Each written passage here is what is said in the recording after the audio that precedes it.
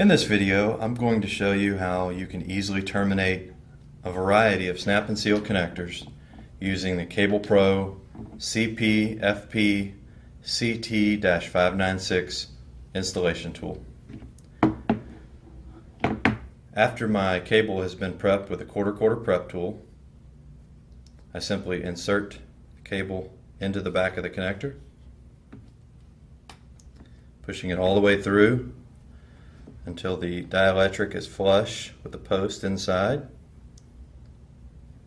The center conductor should be poking out just a little bit, maybe the thickness of a dime. Then I take the cable assembly, insert it into the tool, compress the handles, and I've got a complete termination.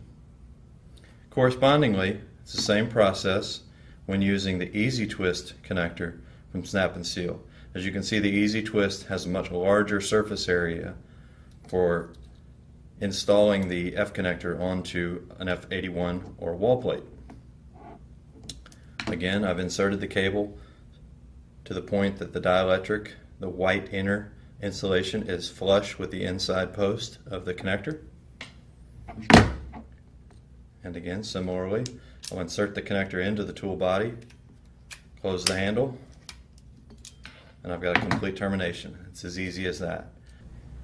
So whether you've installed a classic standard snap and seal connector or the Easy Twist snap and seal connector, it's very simple to install onto the wall plate in your home. Gently apply pressure to the connector and thread it, as you can see, until it's all the way tight. And with the Snap and Seal Easy Twist connector, you've got lots of surface area to tighten the connector easily. With the standard connector, there's a little less surface area, but it's still easily accomplishable by following the same steps and threading it tightly onto the F81 port, whether it's on the back of a cable box or into the wall plate. Now both of these connections are tight. You can see how easy it is to terminate with the Cable Pro tool and Snap and Seal connectors.